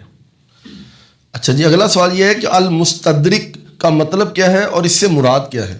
پہلے تو آپ نے لفظ ہی غلط پڑھا, یہ المستدرک ہے, مولوی نے والا جواب دیتا ہے. المستدرک نہیں لفظ, یہ المستدرک. المستدرک عربی میں کہتے ہیں چھوٹی ہوئی چیز کو. تو یہ کتاب ہے المستدرک علی الصحیحین, یہ جو بھی میں ان کو بھائی کو دکھا رہا تھا, یعنی یہ کتاب ہے بخاری اور مسلم کی چھوٹی ہوئی حدیثوں کا بیان. یعنی امام حاکم کا دعویٰ ہے کہ یہ بخاری مسلم کی شرط پہ حدیثیں تو صحیح ہیں, لیکن امام بخاری امام مسلم نے نقل نہیں کی ہیں. تقریباً کوئی 8,500 کے قریب احادیث ہیں اس کتاب کے اندر. اس میں وہ مشہور حدیث ہے, اپنے بعد 2 چیزیں چھوڑ کے جا رہا ہوں, کتاب اللہ اور سنت 318, اور اجماع امت والی جو حدیث ہے 398 اور 399, کہ میری امت کبھی بھی گمراہی پر جمع نہیں ہوگی, جماعت پہ اللہ کا ہاتھ ہے, جس کو ہر جماعت نے اپنے ساتھ لگایا ہوا ہے, یہ اس سے مراد اجماع امت ہے. تو یہ ہے المستدرک امام حاکم کی لکھی ہوئی. المستدرک للحاکم, امام حاکم نشا پوری 405 ہجری میں فوت ہوئے, امام طبرانی کے شاگرد ہیں اور امام بیہقی کے استاد ہیں. اچھا یہ بیہقی بھی بڑا مشکل ہے, ہمارے پاس ایک بھائی ہے وہ کہتے ہیں وہ بیک کی دی کتاب, میں کہا بیک کی نہ کہہ دی گستاخ نہیں فتویٰ لگ جائے, بیک کا وہ شخص, تو وہ کہتے ہیں بیک کی, ٹھیک ہے, تو بیک کی لفظ نہیں ہے, یہ امام بیہقی ہیں, بیہقی. لیکن یہ اردو میں چل جاتا ہے, لیکن مولویوں کے پاس جب کوئی دلائل نہیں نہ ہوتے تو وہ یہ غلطیاں پکڑتے ہیں. حالانکہ میں نے ان کو چیلنج کیا ہے کہ آپ کے سارے لوگ کوئی نہ کوئی ایک ایسی غلطی کرتے ہوں گے جس کو میں پکڑ لوں گا. مثلا ایک غلطی میں نے ان کو بتا دی ہوئی ہے, درود شریف غلط پڑھتے ہیں, مجہول پڑھتے ہیں لوگ. درود شریف کیا پڑھتے ہیں؟ اللہم صلی علی محمد, یہ لفظ غلط ہے, اللہم صلی علی ہے, لام زیر لی ہوتا ہے عربی میں, لام زیر لے نہیں ہوتا. تو یہ تو امام کعبہ بھی پڑھ رہا ہوتا ہے اللہم صلی علی محمد, آپ اس کا جمعے کا خطبہ سن لیں. تو حالانکہ وہ عربی دان ہے, لیکن وہ ان کا موقف یہ ہوگا کہ جی وہ قرآن کے علاوہ مجہول چل جاتا ہے, لیکن معروف عربی یہ نہیں ہے. تو اس طرح اگر ہم غلطیاں پکڑنی شروع کر دیں اس اعتبار سے, تو میرا نام ہے محمد علی, تو سر اے تے میرے ماں پیو بھی نہیں اس طرح نام لے سکن گے اتنی مشکل طریقے نال. تو لیکن اردو میں محمد علی چل جائے گا, حالانکہ عربی میں محمد لفظ ہی نہیں ہے. یہ ہاں آتی ہے حلوائی والی, 2 آنکھوں والی جو ہے وہ تو مطلب اس کا تو مطلب کچھ اور طرف چلا جاتا ہے, تو یہ ہا ہے. تو محمد علی عین کے ساتھ ہوگا, الف کے ساتھ نہیں ہوگا. علی بولنا ہوگا تو علی نہیں بولیں گے, علی بولیں گے تو الف اور لام چھوٹی یہ ہو جائے گا نا, علی, یہ تو علی ہے. تو اس طرح اردو میں چل جاتا ہے. اتنا زیادہ غلطیاں نہ نکالا کریں اور نہ اس طرح کی وہموں میں مت پڑھیں, یہ وہم ہے صرف. لیکن جو آپ قرآن پڑھیں گے یا نماز پڑھیں گے یا سنت اذکار کریں گے, اس میں سر آپ کو پھر یہ جو اعراب کی غلطی ہے. اچھا یہ اعراب بھی لفظ دیکھ لیں, لوگ کہتے ہیں نا عراب, عراب کہتے ہیں پینڈو لوگوں کو. قالت الاعراب, آمنا. آراب کہتے ہیں کہ ہم ایمان لے کر آئے. اے نبی فرماؤ ابھی تو تم ایمان ہی نہیں لائے, تم اسلام لے کے آئے ہو, ایمان تو بھی تمہارے دلوں میں اترا ہی نہیں ہے. آراب کہتے ہیں پینڈو, بادیہ نشین, گاؤں کے لوگ. اور اعراب وہ جو زبر زیر پیش کے اعتبار سے جو حالتیں ہوتی ہیں. زبر زیر پیش کو اعراب نہیں کہتے, ان کو حرکات کہتے ہیں. یہ مولویوں کے لیے بول رہا ہوں کیونکہ اس میں بھی کوئی نہ کوئی پخ ڈالیں گے. مجھے پتہ ہے سارا کچھ, تواڈے نال نے بڑا عرصہ تواڈی جیڑی شے واسن میں حاصل کیتی نے ایویں نہیں آ کے تے بیٹھا اللہ دے بندو. اور جس طرح وہ چھڑ دیندے نا بچے نوں, نکا جہا ہوندا ہے نا انہوں کپڑے دی دکان تے چھڑ دیندے نے, پھر جدوں اپنی دکان پاندا انہوں سب کچھ پتہ ہوندا ہے. تو سر میں تے ہر قسم دی دکان پھیری ہوئی ہے, ٹھیک ہے نا, اللہ دے فضل تے ہن بھی پھرنا وا چھپ چھپ کے. اچھا جی, لفظ اطاعت ہے یا اطاعت ہے؟ یہ الف کے نیچے زیر ہے جی, اطاعت. ٹھیک, ویسے آپ قرآن میں پڑھیں گے تو آئے گا اطیع اللہ و اطیع الرسول, وہ زبر کے ساتھ آئے گا, لیکن وہ ہے اطاعت کرو. جب ایبسولوٹلی اطاعت لفظ آئے گا پھر اطاعت نہیں ہوگا, وہ لفظ اطاعت ہوگا. ٹھیک ہو گیا؟ جیسے ولدا لفظ آتا ہے نا, ان دعوا للرحمن ولدا, یہ کہتے ہیں رحمان نے بیٹا جنا, تو واو کے اوپر کیا آ رہی ہوتی ہے؟ زبر. لیکن جب آپ لفظ ولادت بولیں گے اس کے نیچے زیر آئے گی, پیدائش ولادت, وہاں زیر آ جائے گی. ٹھیک ہو گیا؟ درست. اچھا جی, لفظ اسناد صحیح ہے یا اسناد؟ اسناد الف کے نیچے زیر ہے جی. یعنی احادیث کی کئی ایک سندیں جو ہے نا وہ ہم اس کو جمع کو کہتے ہیں اسناد. اور اسناد اردو میں ہم بول لیتے ہیں, میں بھی بڑا عرصہ بولتا رہا ہوں, لیکن اللہ کے فضل سے اب میں آہستہ آہستہ نا, وہ ایک اہل حدیث عالم ہے, بڑی شفقت فرماتے ہیں میرے اوپر, اللہ تعالیٰ ان کو جزائے خیر دے, اور 60+ ہو چکے ہیں, نام لینے کی ضرورت نہیں ہے. تو وہ لیکچر میرے سارے سنتے ہیں, تو کوئی لیکچر نہیں انہوں نے چھوڑا. تو اس طرح کی چھوٹی چھوٹی چھوٹی ساری غلطیاں وہ نکالتے رہتے تھے. مجھے ایک یعنی درس سننا ہے نا, انہوں نے مجھے 10 میسج کر دینا, یہ لفظ صحیح کرو, یہ صحیح کرو. آج سے نہیں بات کر رہا, 3-4 سال پہلے سے. اب تو میں کوئی لفظ ایسا ہو جس میں ڈاؤٹ فل ہوں, میں پہلے ان کو فون کر کے نا ڈسکس کرتا ہوں, پھر کئی ایک پھر وہ بھی ڈکشنری سے دیکھتے ہیں کہ یار اس کو یوں نہیں یوں بولنا ہے. تو اب وہ جب میری ویڈیوز دیکھتے ہیں نا, وہ کہتے ہیں یار پرفیکٹ ہو گیا, کوئی لفظ نہیں غلط بولتا. تو یعنی لرننگ پروسیس آپ کر رہے تھے. حالانکہ وہ جتنی غلطیاں نکال رہے تھے وہ اللہ رسول کے ہاں کوئی غلطیاں نہیں ہیں, اردو لنگوسٹک میں کوئی غلطیاں نہیں ہیں. ہاں عربی لنگوسٹک کے پوائنٹ آف ویو سے ہیں, لیکن وہ آپ تو بات تو اردو میں کر رہے ہیں نا سر, ورنہ تو یہ سارے کا سارا معاملہ ہی تلپٹ ہو جائے گا اگر ہم اردو عربی کا فرق یعنی اس اعتبار سے کریں. پھر صرف زبر زیر کی غلطی نہیں ہوگی, پھر پروننسیشن کی بھی ہوگی. پھر سر یہ صحیح بخاری نہیں ہوگا, صحیح البخاری ہوگا. ایک کیڑا درس بخاری دینے والا بھی بولتا ہے, سارے کیا ہوتا ہے بخاری شریف میں آیا ہے. ٹھیک ہے جی. تو اس طریقے سے مسلم لفظ تو مسلم ہے نا, مسلم بھی لوگ بول دیتے ہیں. ٹھیک ہے, صحیح مسلم, صحیح میں بھی ہاں آتی ہے جی سر, علماء سے تو اکثر ہاں نکلتی نہیں ہے. اسی لیے آپ دیکھیں قاریوں اور مولویوں کا بڑا جھگڑا رہتا ہے. آپ قاریوں سے پوچھیں نا, وہ کہیں گے مولویوں کو قرآن پڑھنا ہی نہیں آتا. حقیقت بات ہے عربی پڑھ لیتے ہیں, وہ عربی پروننسیشن غلط ہوتی ہے ان کی. اسی دیکھیں آپ وہ آیتیں پڑھ رہے ہوتے ہیں اتنی عجیب طرزیں لگا کے, تو نہ ان کے زبر زیر ٹھیک ہوتے ہیں, نہ پروننسیشن صحیح ہوتی ہے. یہ ایک علیحدہ سے فیلڈ ہے. یہ دنیا میں بڑے یعنی کم لوگ ہیں جو بیک وقت قاری بھی ہوں اور دین کا علم بھی رکھتے ہوں, بہت تھوڑے لوگ ہیں. یہ دونوں چیزیں ایک بندے میں جمع ہونا بڑا مشکل ہوتی ہے.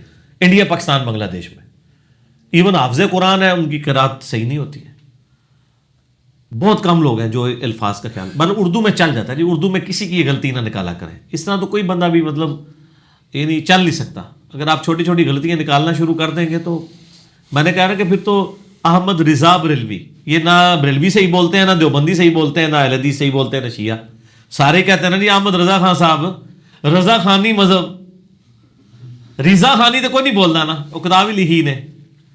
یعنی مخالفین بھی غلط بول رہے ہیں اور محبین بھی غلط بول رہے ہیں. میں نے لفظ چنگا پڑھے ہے کہ جی احمد رضا بریلوی, میرا ویڈیو سن کے بے شک پاویں رضا بولو, لیکن یہ بولنے نا تھوڑا یعنی پرانی چیزیں معاف تو نہیں ہونی. تمہیں تو پتہ ہے نا, وانتم تعلمون, آپ تو جانتے ہیں نا کہ آپ کیا لفظ بولتے رہے پہلے.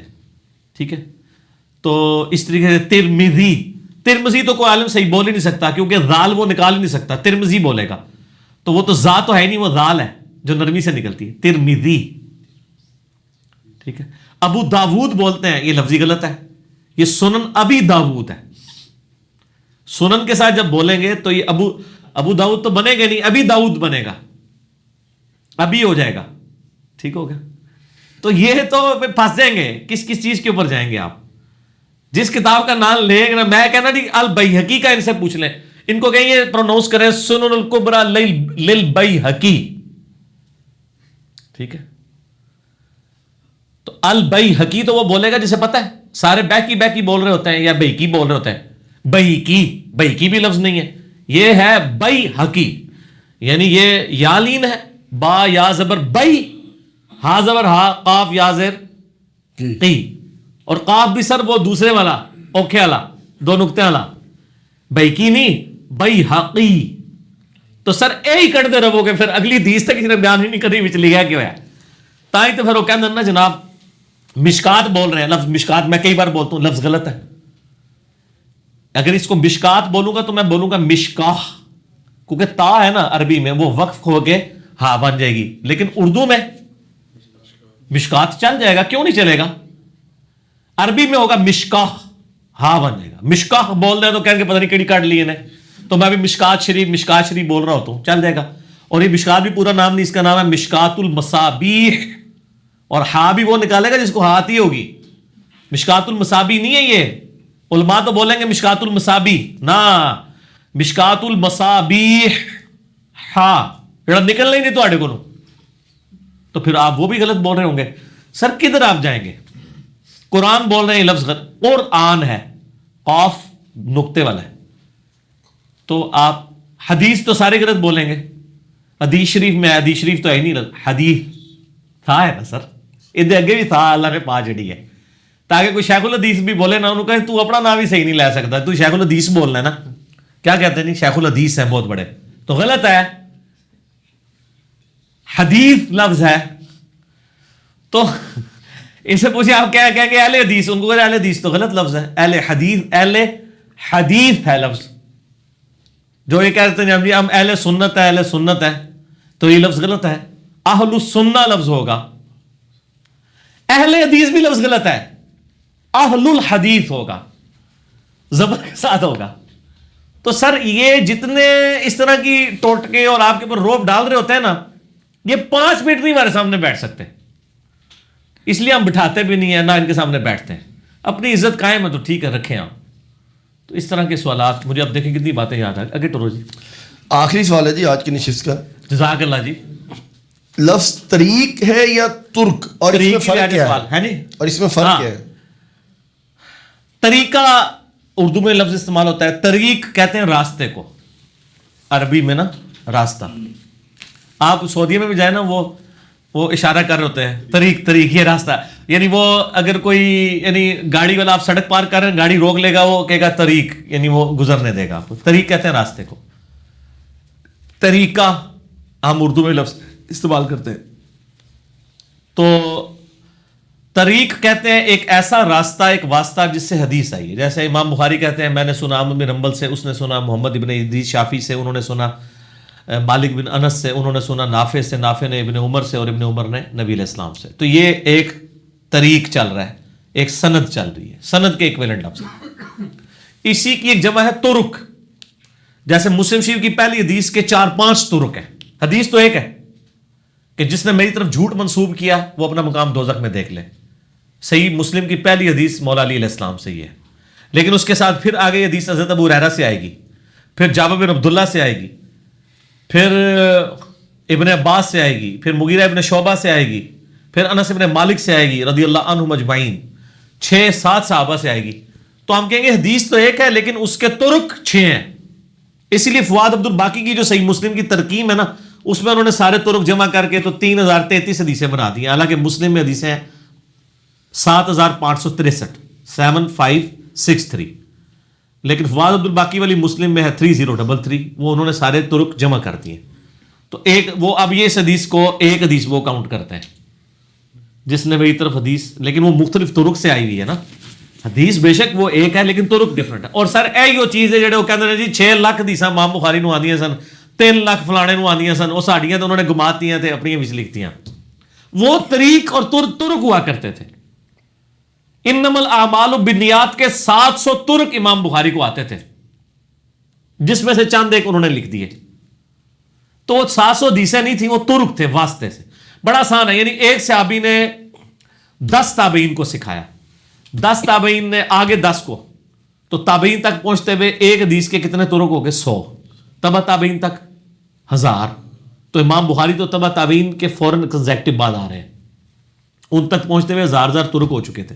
اور یہ تو میں ایک صحابی کی بات کر رہا ہوں، اگر وہ سکھانے والے 10 صحابی ہوں تو 1000 کو بھی آگے 10 سے ملٹیپلائی کر دیں، 10,000.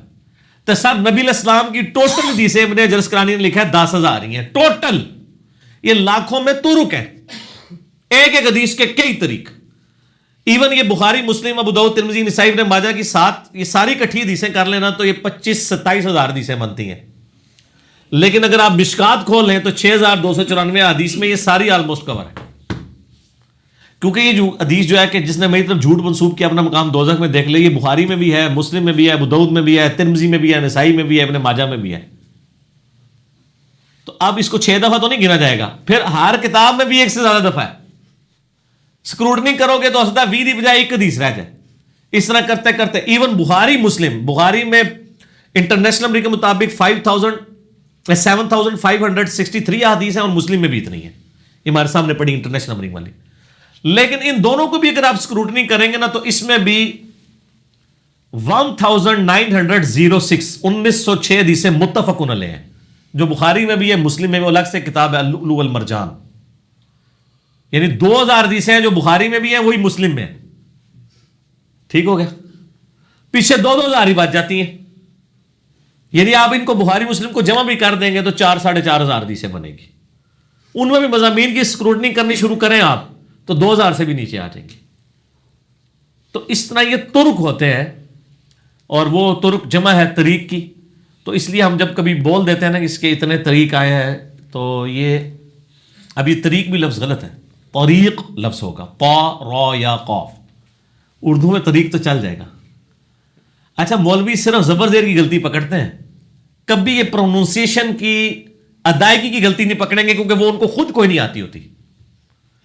یہ آپ کو یہ تو کہہ دیں گے کہ یہ لفظ جو ہے وہ طریق ہے، طریق لفظ نہیں ہے، لیکن اس کو طریق وہ بھی نہیں بول سکیں گے. تو ان کو کہ طریق بھی لفظ کوئی نہیں ہے، کیونکہ عربی میں تو طا ہوتی ہے، تو آپ تو تے کے ساتھ، نقطوں والی تے کے ساتھ پڑھ رہے ہیں. اسے سمجھ آئی؟ اور سر عربی میں رضا بھی نہیں ہوتا، یہ بھی میں نے آپ کو گولی کرائی تھی. یہ لفظ ہے رضا. عربی میں تو ضاد ہوتا ہے. سر احمد رضا نے زیر بھی تسی ٹھیک کر دیا تو میں پھر ضاد پڑھ لینی تھوڑی. کتنے جاؤ گے؟ تو آندہ سے آپ نے کہنا ہے احمد رضا بریلوی، احمد رضا. ٹھیک ہے، تو کیا کرو گے؟ بابا مر جائے گا. نہیں، بابا تے خیر ویسے ہی فوت ہو چکے نے ہن. پچھلے جڑے نے نا کہنے والے جوان بھی مر جان گے، انہوں نے عربی سیکھنی پے گی. تو اس طریقے سے یہ چھوٹی چھوٹی غلطیاں پکڑتے ہیں، اور اصل مقصد سے وہ یعنی آپ کی توجہ ہٹانا چاہتے ہیں. یہ ان کے پاس طریقہ واردات ہوتا ہے. تو اب اس کی بھی تو 22 نمبر مرتبان اس کے لیے بھی تو کھولنا تھا نا، تو میں نے کھول دیا ہے کہ آپ بندہ لے آئے، میں اس کی بھی غلطیاں نکال دوں گا. تو پھر میں کیا اس کو جاہل کہنا شروع کر دوں گا؟ اس طرح نہیں ہوگا. ٹھیک ہے؟ تو اب یہ اہل حدیث ابن تیمیہ بولتے ہیں، تیمیہ تو غلط ہے، ابن تیمیہ ہوگا. تئی لفظ ہے نا، تے تو لفظ ہی نہیں ہے. تا یا زبر تئی لفظ ہوتا ہے، تا یا زبر تے نہیں ہوتا. ٹھیک ہے نا؟ تو وہ اپنے اپنے بزرگوں کے نام بھی یہ صحیح نہیں بول سکیں گے. ٹھیک ہے؟ ایون عبد الوہاب صاحب کا نہیں لفظ بول سکیں گے. وہاب لفظ ہے، عبد الوہاب. اے کسی وہابی نو سنیا جے کدے کہندے ہوئے؟ تو میں کہ بریلویاں دے مگر پیو تو میں اہل حدیثاں دا ذکر کرتا. ادھر تسی جناب انہوں دیوبندیوں کی طرف آ جائیں تو وہ ان کے جو بزرگوں کے نام ہیں تو وہ بڑے بڑے وہ بھی مشکل نام ہیں. ٹھیک ہے؟ زکریا کاندلوی ہے، چلے وہ تو تھوڑا آسان ہو جائے گا. مولانا طارق جمیل صاحب کا نام نہیں اسے لے سکیں گے، طارق جمیل ہوگا. طا اور را اور قاف ہے. طارق جمیل صاحب کا نام بھی بہت مشکل ہو جائے گا. ٹھیک ہو گیا؟ اس طرح پرانے جو ہے رشید احمد گنگوئی. ٹھیک ہے؟ قاسم میں بھی قاف آ گیا نقطوں والا، قاسم نوتوی. تو ان کے اپنے سارے نام مشکل ہو جائیں گے. بہت مشکل ہو جائے گا. اور پھر اگر آپ ان محدثین کے بھی پورے پورے نام لینا شروع کر دیں, امام مسلم کا نام یہ مجھے تجوید کے ساتھ لے کے بتائیں نا. ابو الحسین, یہ کہیں گے ابو الحسین, حسین لفظ ہی نہیں ہے, حسین لفظ ہے. ابو الحسین مسلم بن حجاج القشیری, یہ بڑا مشکل ہے سر, اے سیکھو. اللہ تعالیٰ سے دعا ہے جو حق بات میں نے کہی اللہ تعالیٰ ہمارے دلوں میں راسخ فرمائے. اگر جس بات میں میرے منہ سے کوئی غلط بات نکل گئی اللہ تعالیٰ ہمارے دلوں سے معاف کر دے. ہمیں کتاب و سنت کی تعلیمات پر عمل کر کے دوسرے بھائیوں تک پہنچانے کی توفیق عطا فرمائے. سبحانک اللہم و بحمدک اشہد ان لا الہ الا انت استغفرک و اتوب الیک وما علینا الا البلاغ المبین. جزاکم اللہ خیرا و احسن الجزاء.